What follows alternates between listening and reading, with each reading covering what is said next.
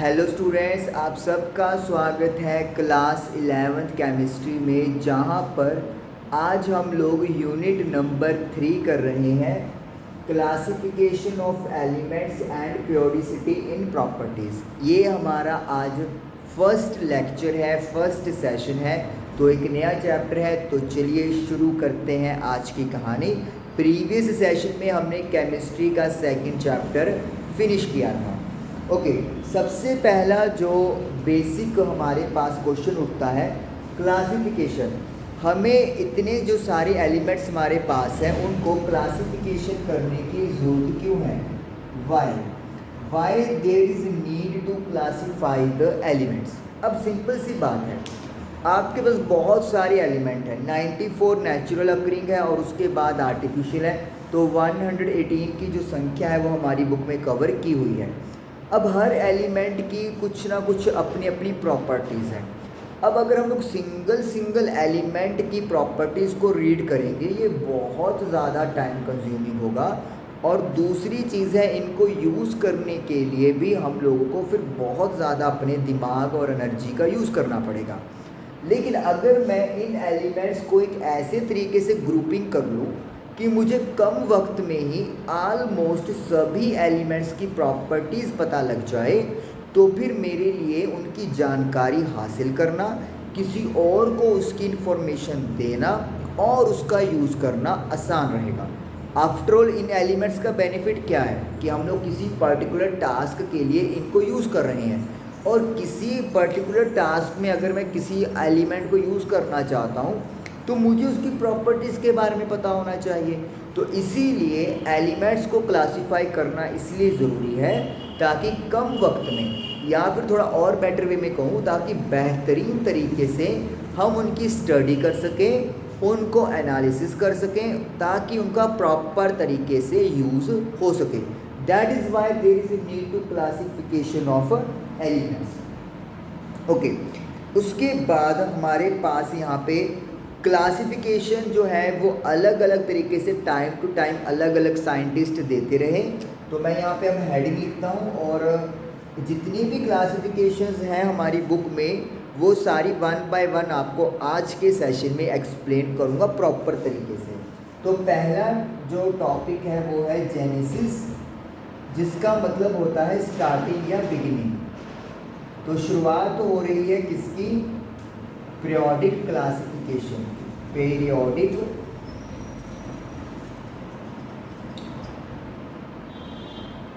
Classification. लो, तो पहला जो शुरुआत किया वो मैं आपके सामने यहाँ पे नाम लिखूँगा। आपके पास अगर एनसीईआरटी हो तो बहुत अच्छी बात है। जर्मन केमिस्ट जोहान डॉबर्नियर, यहाँ पे लिखते हैं ए। जर्मनी से बिलोंग करते थे।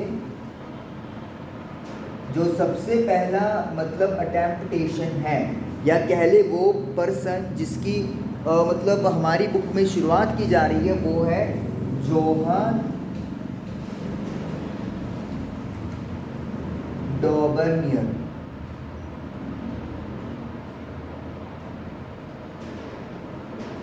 REIN, ठीक है। उन्होंने क्या कहा? उन्होंने एलिमेंट्स को, जितने भी एलिमेंट्स उस टाइम पर पता थे, सभी के एलिमेंट तो नहीं पता थे, लेट मी से उस टाइम पर आई थिंक 30-35 के अराउंड एलिमेंट्स पता थे शायद। तो उन्होंने क्या किया, तीन एलिमेंट्स के ट्राइड्स बना लिए। जैसे सपोज कर लो, मैं एक एग्जांपल देता हूँ, एलिमेंट्स XYZ। सपोज कर लो ऐसे ही मैंने 3 एलिमेंट कह दिए XYZ।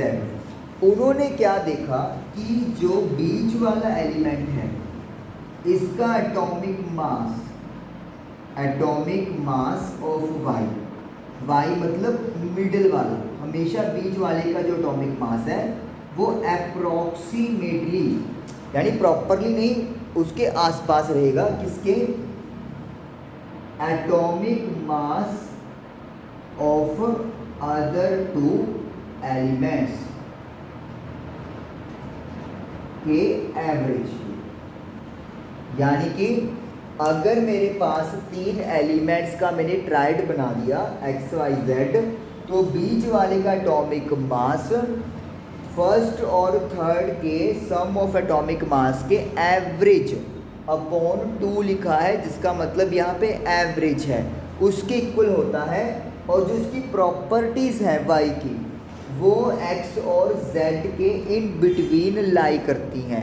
जैसे आप ऐसे इसको याद रखने का बहुत ही सिंपल वे है, सॉलिड, लिक्विड और गैस, ये 3 स्टेट होती हैं। अगर मैं आपसे पूछूं सॉलिड, लिक्विड और गैस, तो अगर मैं पूछूं कि फोर्स ऑफ अट्रैक्शन किनके पास सबसे ज़्यादा है, फिर उसके बाद फिर सबसे कम किसके पास है, तो आप क्या कहोगे? सॉलिड्स में जो पार्टिकल्स होते हैं उनके पास फोर्स ऑफ अट्रैक्शन सबसे ज़्यादा होती है, और जो गैसेस के पार्टिकल्स के बीच में अट्रैक्शन है वो सबसे कम होती है। तो जो बीच में रह गया लिक्विड, इसमें जो फोर्स ऑफ अट्रैक्शन होती है वो सॉलिड और गैस के बीच में होती है, यानी सॉलिड से तो कम होगी लेकिन गैस से ज़्यादा होगी। उसी तरीके से अगर आप कोई भी 3 एलिमेंट ले रहे हो, ऐसे नहीं भी कोई भी 3, मतलब उन्होंने ट्राइड्स बनाया है, ट्राइड मतलब 3 चीज़ों का ग्रुप यू कैन से। तो जो बीच वाला एलिमेंट है उसका मास रफली बाकी 2 के एवरेज एटॉमिक मास के इक्वल होगा। अब कुछ ट्राइड्स इनके हमारे पास दिए हुए हैं, वो मैं आपके सामने लिखता हूँ, रिप्रेजेंट करता हूँ, और साथ में ट्राइड्स भी लिखेंगे। ये पहला हम लोग कर रहे हैं डॉबरनियर सर के द्वारा, ट्राइड्स मतलब ग्रुपिंग ऑफ 3 एलिमेंट्स, क्या है ग्रुप ऑफ 3 एलिमेंट्स, याद रहता है इससे चीज़ों को। ट्राइड्स का मतलब है 3 एलिमेंट्स लेके आपने उनका एक ग्रुप बना दिया। ओके, अब देखिए पहले इन्होंने एग्जाम्पल जो दी है lithium, sodium and potassium. Lithium का एटॉमिक मास है 7, सोडियम का 23 और पोटाशियम का 39। अब देखिए बीच वाला कितना है सोडियम, जिसका एटॉमिक वेट या मास है 23। जो बाकी 2 बच गए उनको हम प्लस करते हैं, 7 प्लस 39, लेकिन हमने निकालना है एवरेज, तो डिवाइड बाय 2 करेंगे तो यू विल गेट 23 प्रॉपरली। हालांकि ये 23 प्रॉपरली मिल गया, लेकिन आपको भी पता है एटॉमिक जो मास है वो यहाँ पर प्रॉपरली नहीं होता, कुछ पॉइंट्स में होता है। तो कैलकुलेशन इजी करने के लिए आपका प्रॉपर मैच कर गया, तो ये ट्राइड है। अब इसमें क्या है कि जो सोडियम की प्रॉपर्टीज़ है वो लिथियम और पोटाशियम के बीच में होंगी, और ओवरऑल इन तीनों की प्रॉपर्टीज़, केमिकल प्रॉपर्टीज़ सिमिलर होंगी। इसके अलावा मैं एक और यहाँ पे बनाता हूँ, दूसरा ट्राइड है कैल्शियम, स्ट्रोंशियम एंड बेरियम, 40, 88, 137। अब फर्स्ट और थर्ड को आप ऐड करते हैं, 40 में 137 ऐड करेंगे और डिवाइड बाय 2 कर देंगे, तो 7, 7, 1 अपॉन 2, ये आ जाएगा 88.5। अब देखिए स्ट्रोंशियम का 88 है, तो नाउ वी कैन से कि अप्रॉक्सीमेटली इसके इक्वल चला गया। अप्रॉक्सीमेटली डेफिनेशन में ज़रूर लिखना है। इसी तरीके से एक और ट्राइड बनाया है, क्लोरीन, ब्रोमीन, आयोडीन। क्लोरीन का 35.5 है मास, ब्रोमीन का 80 है और आयोडीन का 127 है। अब फर्स्ट और थर्ड को ऐड कर दो और मीन निकालने के लिए अपॉन 2 कर देंगे,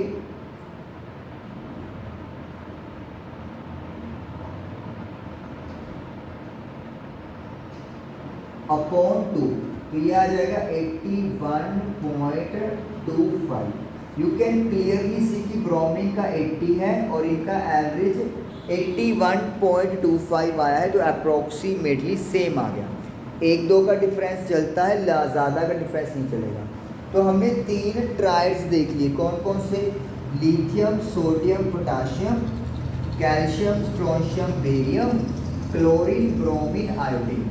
तो ये एलिमेंट्स तो डॉबरनियर सर के अकॉर्डिंगली अरेंज हो गए, और जो भी उन्होंने कहा था उसकी प्रॉपर्टीज़ और जो एटॉमिक मास की बात थी वो भी सही साबित हो गई। लेकिन ये जो बात थी 3-3 का एलिमेंट बना के ग्रुपिंग करके, ये कुछ एलिमेंट्स तक ही लिमिटेड थी। बाकी जो एलिमेंट बच गए या फिर जो नए डिस्कवर हुए उन पर ये वाला रूल अप्लाई नहीं हो पाया। इसीलिए इस रूल को या इस क्लासिफिकेशन को लिमिटेड सक्सेस ही मिली और ओवरऑल इसको रिजेक्ट ही कर दिया गया। तो इसका मतलब है स्टार्टिंग अप हुई। और अच्छा, इसको लॉ ऑफ ट्राइड्स के नाम से भी जाना जाता है, लॉ ऑफ ट्राइड्स, क्योंकि 3-3 एलिमेंट्स का ग्रुप बना रहे हैं तो लॉ ऑफ ट्राइड्स इसको नाम दे दिया। चलिए, तो ये तो था पहला हमारा डॉबर्नियर सर की कहानी जो ख़त्म हुई। अब हम लोग सेकेंड वन की बात करेंगे। तो इसको इरेज करते हैं अपन ताकि ट्राइड्स इसको भी। अब दूसरे साइंटिस्ट की बात करेंगे। दूसरा साइंटिस्ट कौन है वो? लेट अस सी कौन है वो। वो है फ्रेंच जियोलॉजिस्ट जिनका नाम है A.E.D.D.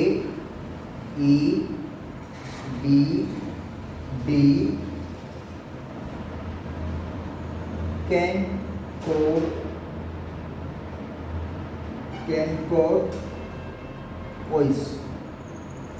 ओके, 1862 में एक फ्रेंच जियोलॉजिस्ट A.E.D.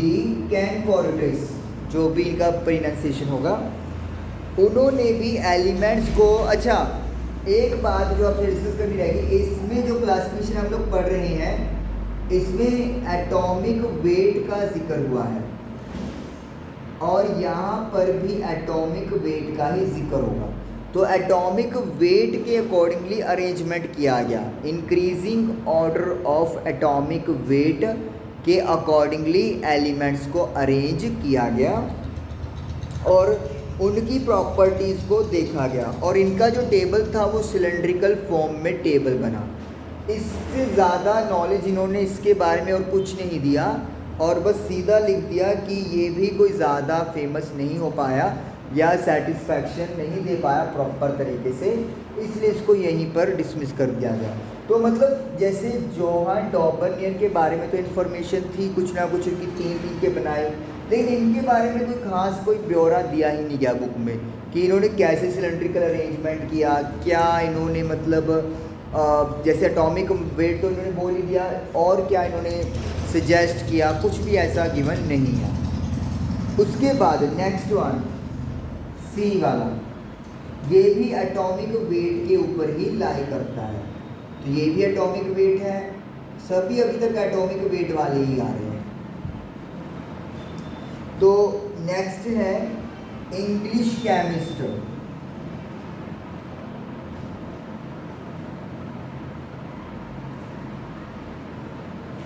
और उनका नाम है जोहन अलेक्जेंडर न्यूलैंड्स। तो English chemist Johan Alexander Newlands 1865, उन्होंने एक ऑर्डर दिया, एक लॉ बनाया जिसका था लॉ ऑफ ऑक्टेव्स। इसमें क्या था, उन्होंने कहा कि हर 8th एलिमेंट की प्रॉपर्टीज़ अपने आप को रिपीट करेगी फर्स्ट एलिमेंट के विद रिस्पेक्ट। मतलब जैसे मैं यहाँ पे लिखता हूँ 1 2 3 4 5 6 7 और 8 9 10 11, सपोज कर लो ऐसी गिनती मैंने लिख ली। तो उन्होंने कहा कि फर्स्ट और 8th एलिमेंट की properties will be similar, second और 9th वाले की प्रॉपर्टीज़ विल बी सिमिलर। तो मतलब हर 8th एलिमेंट की प्रॉपर्टीज़ सिमिलर होंगी as per John Alexander Newlands. और इसको लॉ ऑफ ऑक्टेव बोला।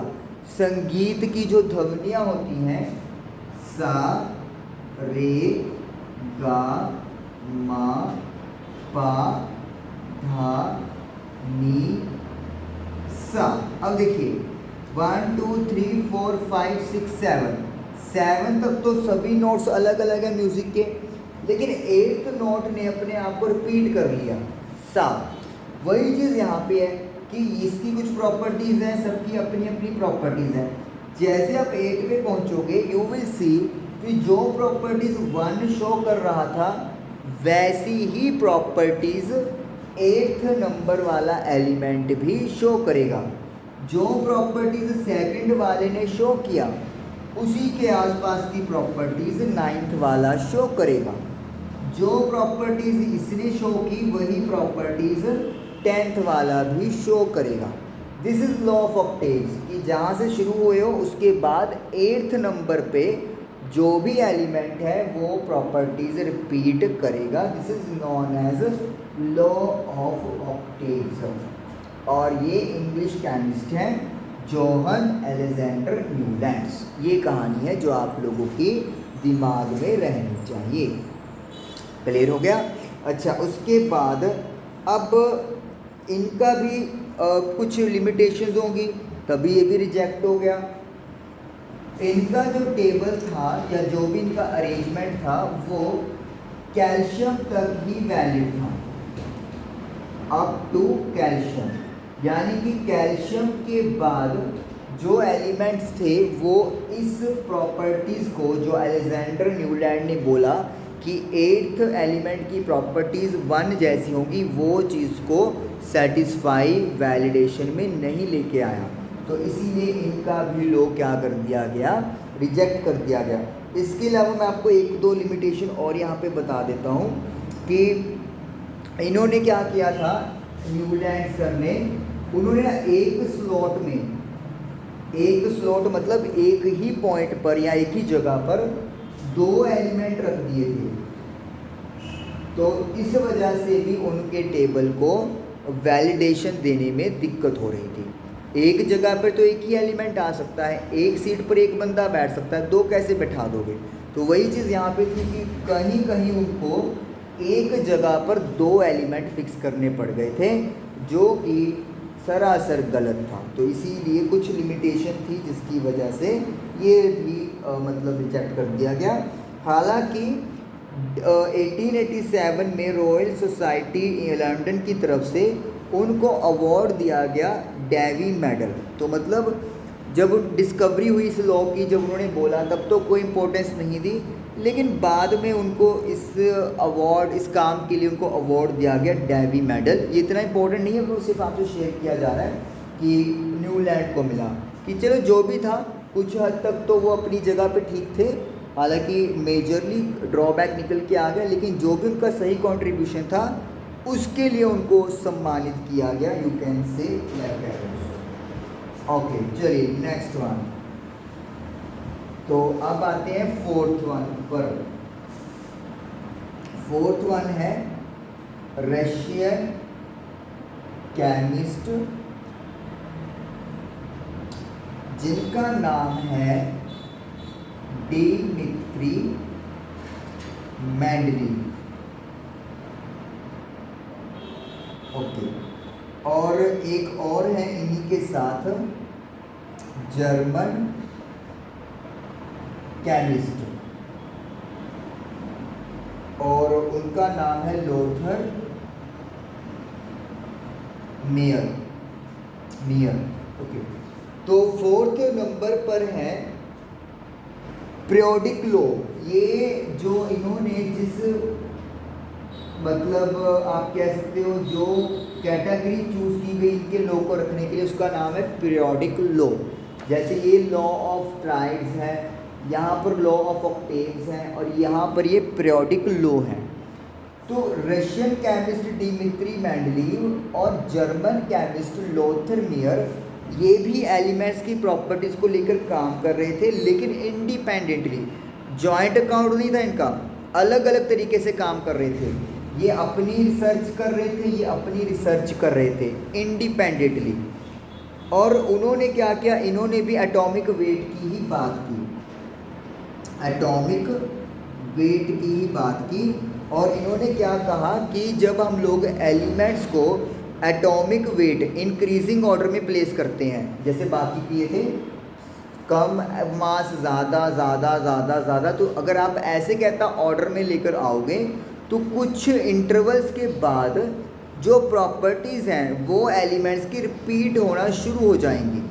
यानी कि आप चलोगे यूं यूं यूं यूं यूं और फिर उसके बाद next element same properties show करनी शुरू कर देंगे। तो this is called periodic law. Periodic मतलब एक इंटरवल के बाद दोबारा से वही चीज़ का होना, तो that is called periodic law. तो यहाँ पर क्या रिपीट हो रहा है? प्रॉपर्टीज़। कि आप एलिमेंट्स को देखते जाओ, स्टडी करते जाओ, तो एक स्टेज पे आप देखोगे कि सेम प्रॉपर्टीज शो होनी शुरू हो गई लेकिन एलिमेंट डिफरेंट था। तो इसका मतलब है एलिमेंट्स जो होते हैं उनकी केमिकल प्रॉपर्टीज़ या फिजिकल प्रॉपर्टीज़ सेम हो सकती हैं। ओके, तो अब इन्होंने बताया कि इन्होंने काम कैसे किया, सुनिए। लोथार मेयर ने प्लॉट किया फिजिकल प्रॉपर्टीज़ जैसे एटॉमिक वॉल्यूम, मेल्टिंग पॉइंट और बॉइलिंग पॉइंट एटॉमिक वेट के अकॉर्डिंगली, और उनको देखा कि एक पैटर्न बनता दिखाई दे रहा है। तो ग्राफ बनाया किस किसके बीच में, एटॉमिक वेट और कुछ प्रॉपर्टीज़ जैसे कि वॉल्यूम हो गया, atomic volume, boiling point and melting point. Melting point yes. और उन्होंने देखा कि पैटर्न जो है जैसे मेल्टिंग पॉइंट और बॉइलिंग पॉइंट कुछ इंटरवल्स के बाद खुद को रिपीट करना शुरू कर रहा है। ऐसा नहीं होगा कि बिल्कुल एग्जैक्ट वैल्यू होगी। लेट मी से 110 है तो 110 नहीं होगा। सिमिलरली मतलब 110 है तो उसके आसपास ही कहीं पे 109 पॉइंट समथिंग या 1110 110 पॉइंट समथिंग, तो आसपास वैल्यूज रहेगी। तो जिस वजह से ये उन्होंने देखा कि प्रॉपर्टीज़ कुछ एलिमेंट के बाद रिपीट होती हैं। और लोथार मेयर ने ही, ये हम लोग लोथार मेयर की बात कर रहे हैं, उन्होंने एक टेबल भी डेवलप किया था जो कि मॉडर्न पीरियोडिक टेबल से मिलता है। मॉडर्न पीरियोडिक टेबल जो आज का टेबल है उससे कहता काफ़ी हद तक मिलता है, लेकिन उनके काम को भी ज़्यादा तवज्जो नहीं दी गई।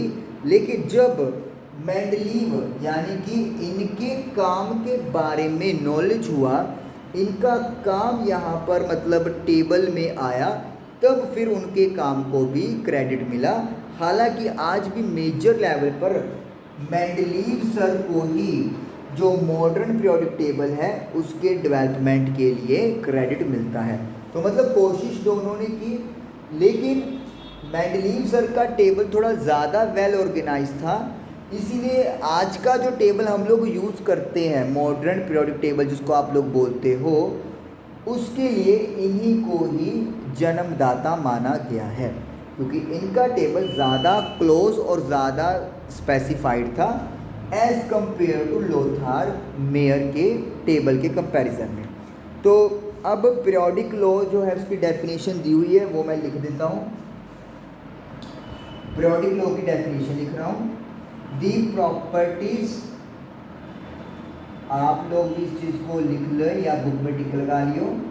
प्रॉपर्टीज ऑफ द एलिमेंट्स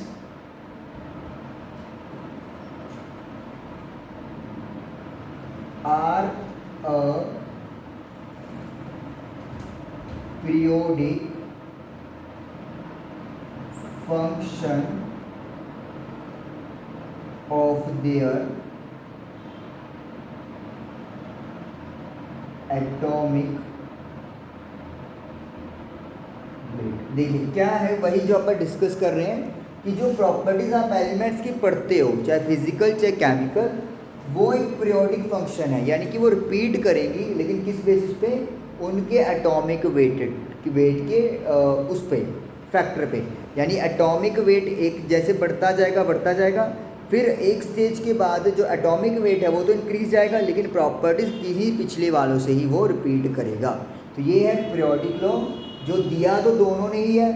अभी आप याद रख सकते हैं डिमित्री मेंडलीव सर ने भी और लोथार मेयर सर ने भी, लेकिन मेंडलीव सर का जो टेबल है वो ज़्यादा सिस्टमेटिक होने की वजह से या ज़्यादा डेवलप अच्छा होने की वजह से इन्हीं को ही मॉडर्न पीरियोडिक टेबल का जन्मदाता माना जाता है। ओके, अभी कहानी इसकी और भी है, तो पहले मैं इसको इरेज कर दूँ, थोड़ी स्पेस मिल जाएगी, इसको इरेज कर देते हैं। पीरियोडिक लॉ को भी इरेज कर देते हैं अपन, मतलब पीरियोडिक लॉ लिखा रहेगा क्योंकि इन दोनों के टेबल के जो लॉ फॉलो हुआ है, जैसे इसको लॉ ऑफ ट्राइड बोला, इसे लॉ ऑफ ऑक्टेव बोला, इसको पीरियोडिक लॉ बोला, इनको कुछ नहीं बोला, इनके लिए तो सिलेंड्रिकल फॉर्म में टेबल बना, ये बताया गया। ओके, अब मेंडलीव सर ने क्या किया था, उन्होंने एलिमेंट्स को हॉरिजॉन्टल रोज,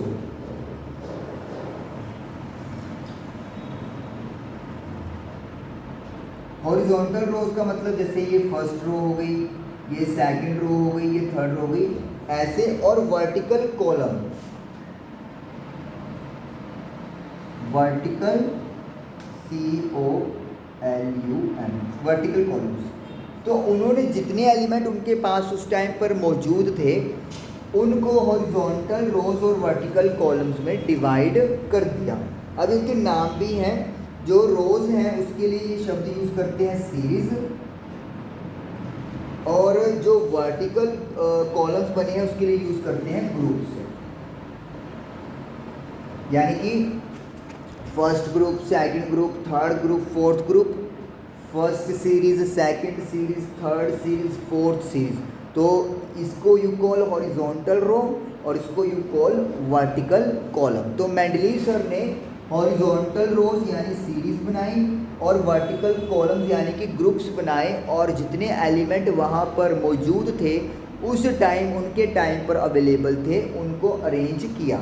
ओके, और उन्होंने भी अगेन इंक्रीजिंग एटॉमिक वेट का ही सहारा लिया, वो अपन पहले ही लिख चुके हैं इस चीज़ को। और जिन एलिमेंट्स की प्रॉपर्टीज सिमिलर थी उनको एक ग्रुप के अंदर प्लेस किया। मतलब एक बार मैं इसको इरेज कर दूँ, इसको इरेज कर देता हूँ, ठीक है। और जैसे यहाँ पे जगह है अपने पास, उन्होंने, ये हो गया मान लो सपोज करो फर्स्ट ग्रुप, ये सेकंड ग्रुप, ये थर्ड ग्रुप। अभी 3 ग्रुप से आपको सिर्फ समझाना चाहता हूँ कि क्या कह रहे हैं। सपोज करो यहाँ पे एलिमेंट है ABC, यहाँ पर है DE और यहाँ पे लगा लो XYZ। तो जिनकी एलिमेंट्स की प्रॉपर्टीज सिमिलर थी, जैसे A, B और C की प्रॉपर्टी सिमिलर थी, तो उनको रख दिया ग्रुप 1 में। अब 1 में क्यों रखा, वो फॉर्मूला बेस्ड है, वो तो सिर्फ आपको मैं समझाने के लिए बोल रहा हूँ कि मान लो अगर D और E की प्रॉपर्टी सिमिलर थी तो उनको रख दिया सेम ग्रुप में, और XYZ में तो उनको थर्ड ग्रुप में रख दिया।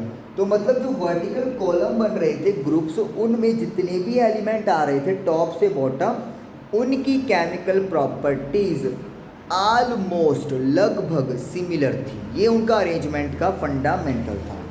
ओके, उसके बाद देखिए क्या है। ओके, उन्होंने ये जो एलिमेंट्स का अरेंजमेंट किया था, अभी कैसे मैं A के नीचे B लिख सकता हूँ, तो उन्होंने फार्मूलाज का हेल्प लिया था, एम्पेरिकल फार्मूला बनाए थे, simplest formula you can say, और साथ में जो भी एलिमेंट थे उनके कंपाउंड्स के फार्मूले को ऑब्जर्व किया। जैसे सपोज कर लो कार्बन डाइऑक्साइड है CO2 और सल्फर डाइऑक्साइड है,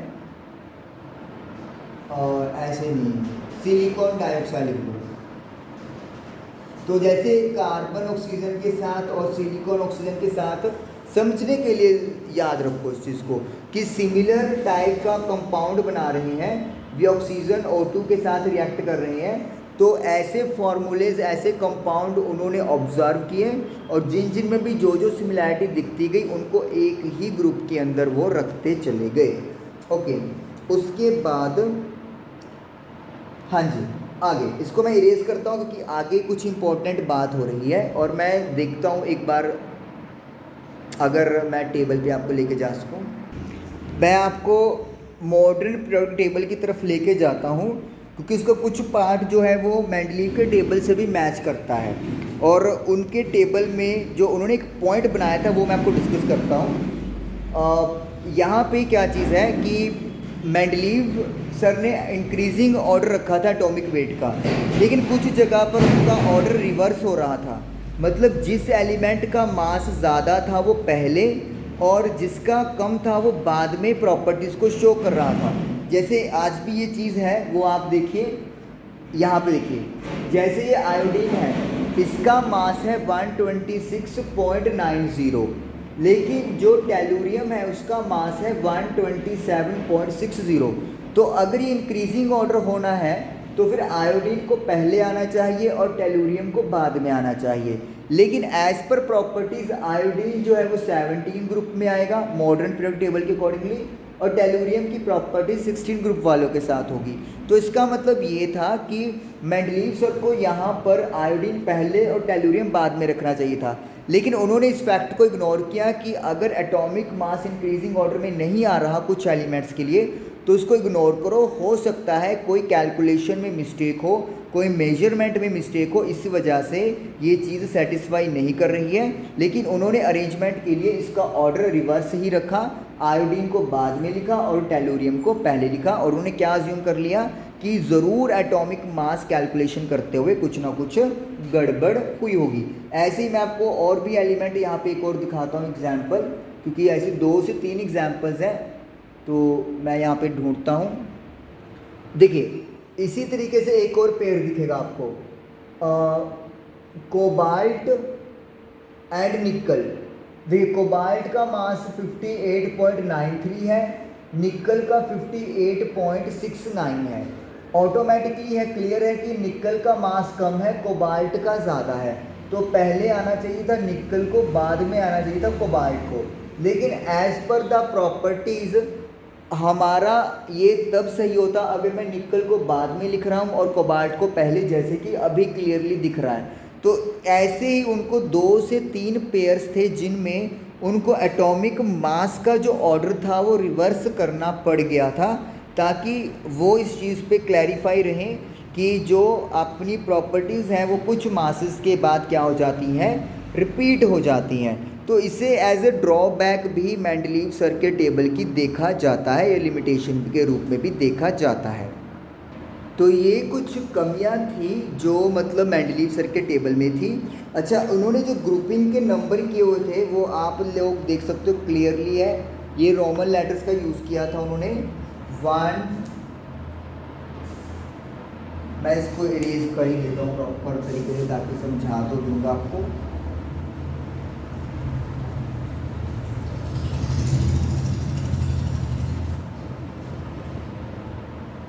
तो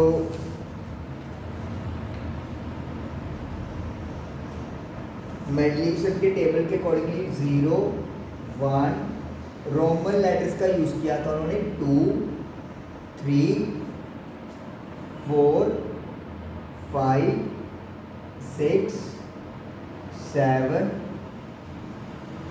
8।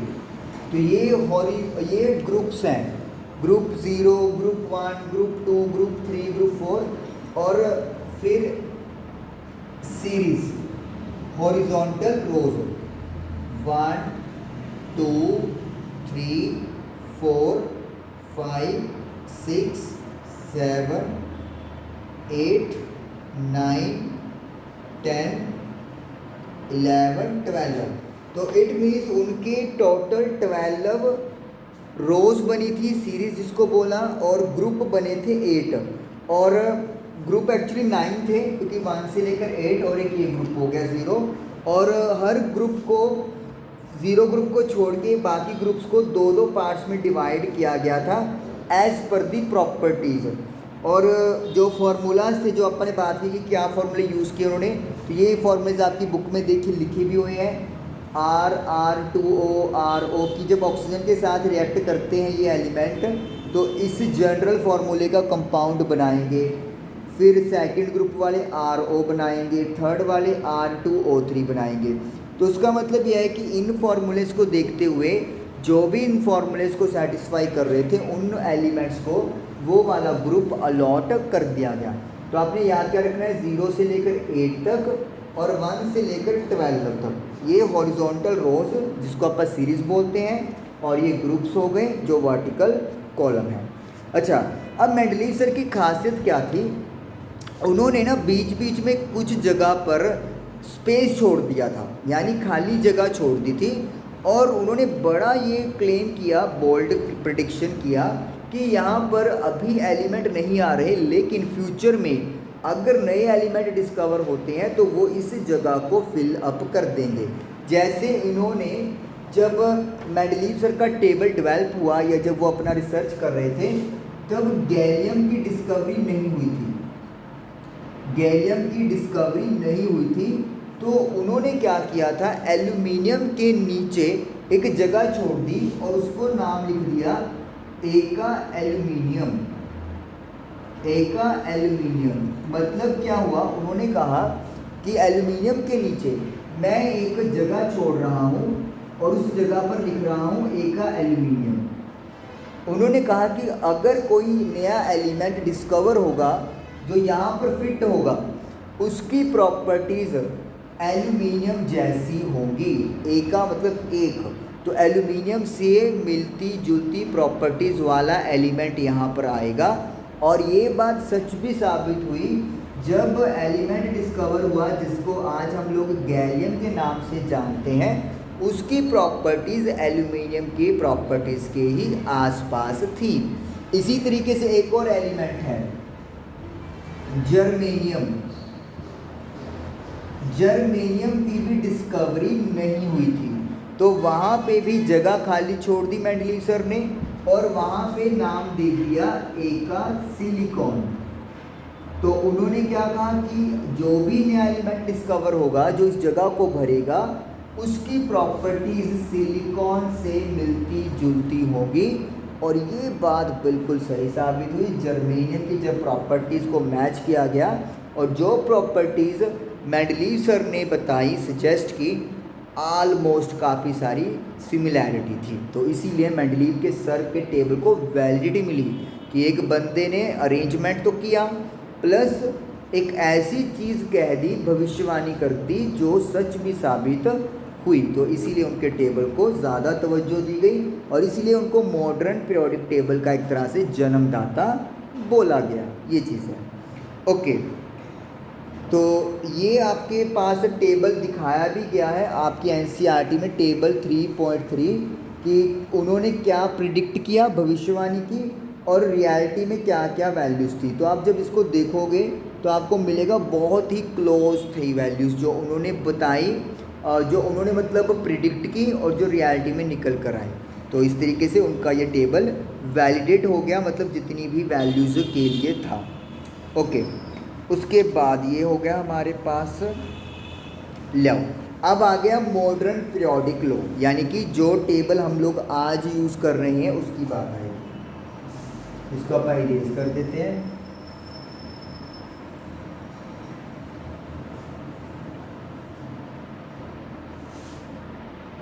ओके, तो अब मॉडर्न पीरियोडिक लॉ में जो पहली चीज़ आपके दिमाग में चली जानी चाहिए कि अभी तक के जितने भी लॉज थे, जितना भी कुछ डाटा था, उन सब की बेसिक ब्लॉक क्या थी कि इंक्रीजिंग एटॉमिक वेट।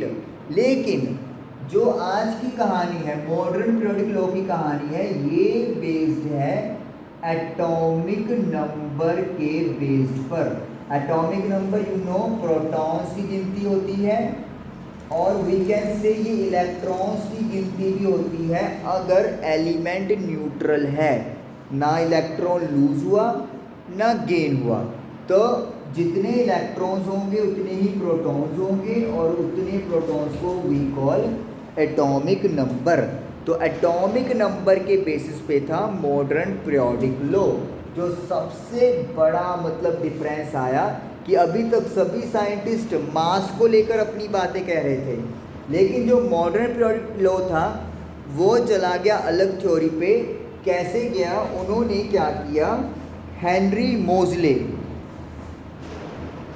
तो इनको हेनरी मोज़ले ने डेवलप किया और उन्होंने क्या किया, एक प्लॉट किया, ग्राफ बनाया, frequency emitted, frequency of X rays emitted. जो फ्रीक्वेंसीज एक्सरे की जो निकल रही थी उसके बीच में, एंड एटॉमिक नंबर। तो उन्होंने देखा कि जब आप इन दोनों के बीच में ग्राफ प्लॉट करते हो, ये एलिमेंट का एटॉमिक नंबर है और ये एलिमेंट के द्वारा एमिट या रिलीज की जाने वाली फ्रीक्वेंसी है एक्स रेज की।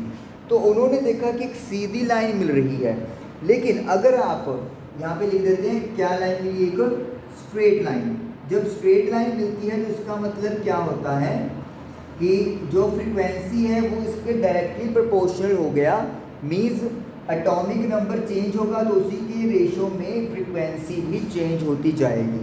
लेकिन जब उन्होंने प्लॉटिंग किया डेल्टा न्यू यानी कि वही चीज़ root nu frequency of X-ray emitted और एटॉमिक मास या एटॉमिक वेट, जहाँ पर अभी तक सभी साइंटिस्ट लगे हुए थे, तो उनको एक स्ट्रेट लाइन नहीं मिली, नॉट अ स्ट्रेट लाइन। तो इस तरीके से उनको ये बताने में कोई प्रॉब्लम नहीं हुई कि जो प्रॉपर्टीज़ हैं किसी भी एलिमेंट की वो एटॉमिक वेट का फंक्शन है ही नहीं है, वो किस पे डिपेंडेंट है, एटॉमिक नंबर पर रिलेटेड है।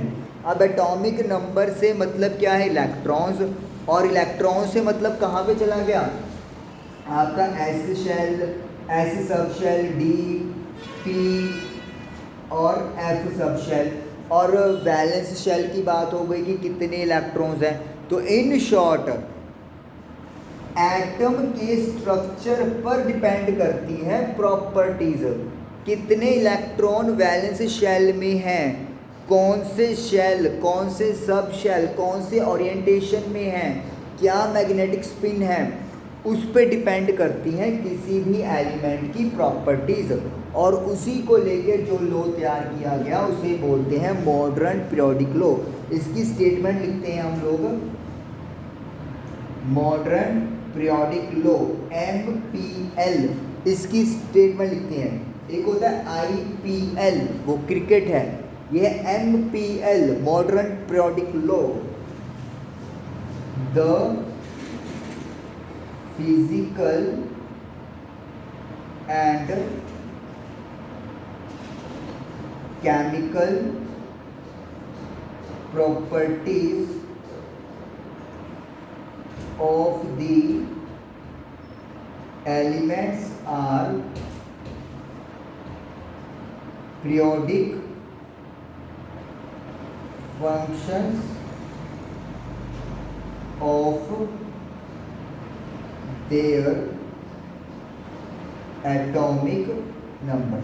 देखिए अब मेंडलीव के लॉ में और इसमें क्या फ़र्क है, ऊपर वाली लाइन तो सेम ही है, the physical and chemical properties are periodic function, वो भी ये कह रहे थे, लेकिन आगे बदल गई कहानी। उन्होंने कहा था एटॉमिक वेट का फंक्शन है, यहाँ पे क्या बन गया, एटॉमिक नंबर यानी कि प्रोटॉन्स की गिनती, यानी कि Z पे डिपेंड करती है। तो इसको we calling modern periodic law. तो मॉडर्न पीरियोडिक लॉ हमारे पास आ गया। और अब मॉडर्न पीरियोडिक लॉ को ही देखते हुए जो टेबल आज हमारे पास है, जो मैं अभी आपको दिखा रहा था, वो है मॉडर्न पीरियोडिक टेबल। चलिए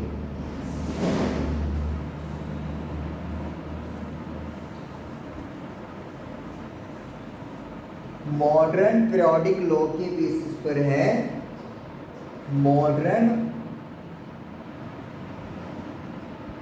पीरियोडिक टेबल, और इसका दूसरा नाम भी होगा लॉन्ग फॉर्म ऑफ दी, इसको long form of periodic table भी कहा गया है। तो मतलब जो टेबल हमारे पास गिवन है उसका मॉडर्न पीरियोडिक टेबल या फिर long form of periodic table भी नाम दिया गया है। अब जैसे मेंडलीव सर ने हॉरिजॉन्टल रोज को सीरीज कहा था, हॉरिजॉन्टल रोज को सीरीज कहा था, यहाँ पर नाम चेंज करके कर दिया गया है पीरियड्स, यानी हॉरिजॉन्टल रोज को सीरीज से बदल के क्या कर दिया, पीरियड्स कर दिया गया। और टोटल 1 से लेकर 7 तक पीरियड्स हमारे पास इस टेबल में हैं। वहाँ पर तो 12 थे सीरीज़, लेकिन यहाँ पर कितनी है, टोटल 7 है। उसके बाद वर्टिकल कॉलम्स, वहाँ पर भी वर्टिकल कॉलम्स था और आज भी वर्टिकल कॉलम्स है। उसको भी ग्रुप बोलते थे और इसमें भी नाम रिटेन रखा गया ग्रुप्स। लेकिन ग्रुपिंग बदल गई, वहाँ पर क्या था 0 से 8 था और ग्रुप को 0 को छोड़ के बाकी ग्रुप्स को 2 पार्ट्स या 3 पार्ट्स में डिवाइड किया हुआ था। यहाँ पर टोटल 1 to 18 ग्रुप्स बना दिए गए, यानी कि एक ग्रुप को फर्दर सब ग्रुप में डिवाइड नहीं किया गया, हर ग्रुप को अलग अलग ही कर दिया गया, 18 टोटल ग्रुप्स बना दिए। तो मॉडर्न पीरियोडिक टेबल में हॉरिजॉन्टल रोज को पीरियड्स बोला गया जो 1 to 7 है, और वर्टिकल कॉलम्स को ग्रुप्स बोला गया जिसको 1 to 18 नंबरिंग दी गई। और जो भी एलिमेंट की प्रॉपर्टीज सिमिलर थी उनको एक ही ग्रुप में प्लेस किया गया, जस्ट लाइक मेंडलीव सर्च के टेबल के अकॉर्डिंगली। ओके, और उसके बाद ग्रुप का दूसरा नाम फैमिलीज भी रखा गया, यहाँ पर फैमिलीज, तो हमारी बुक में दिया हुआ है नाम, तो इसलिए नाम लिख लेते हैं, ग्रुप्स का दूसरा नाम फैमिलीज। ओके, ये हो गया, ठीक है। अब पीरियड नंबर जो है वो किसको रिप्रेजेंट करता है? पीरियड नंबर 1 2 3 4 वो रिप्रेजेंट करता है principal quantum number, principal quantum number यानी कि शेल नंबर, जो आप दूसरे चैप्टर में करके आए हो। फर्स्ट शेल है, सेकंड शेल है, थर्ड शेल है, सो ऑन। फर्स्ट पीरियड में इधर पीरियड और इधर लिख लेते हैं नंबर ऑफ एलिमेंट्स। पहले पीरियड में हमारे पास टोटल 2 एलिमेंट हैं और दूसरे में हमारे पास 8, तीसरे पीरियड में भी 8 एलिमेंट हैं, फोर्थ पीरियड में 18, फिफ्थ में भी 18, सिक्स्थ और सेवन्थ में 1 2 3 4 5 6 32 है, यस 32 है। इन सब के क्या क्या नाम है, क्या क्या चीज़ें हैं वो हम आपको बताएंगे, वो आप पे आगे के चैप्टर में आ जाएगा। कुछ बात है जो मैं आपको यहाँ पे क्लियर करना चाहता हूँ, उसके लिए मुझे आपको दोबारा टेबल की तरफ लेके जाना पड़ेगा। तो ये मेरे पास मॉडर्न पीरियोडिक टेबल है जो आप सब देख सकते हो। हालांकि कुछ एलिमेंट इसमें आपको मिसिंग दिखेंगे क्योंकि अब इसका अपडेटेड वर्जन आ चुका है, तो आप गूगल पे सर्च करोगे या आपकी बुक अगर नई वर्जन की है तो वहाँ पे भी आपको मिल जाएगा। तो ये टेबल आप देखो कि जो मेरे पास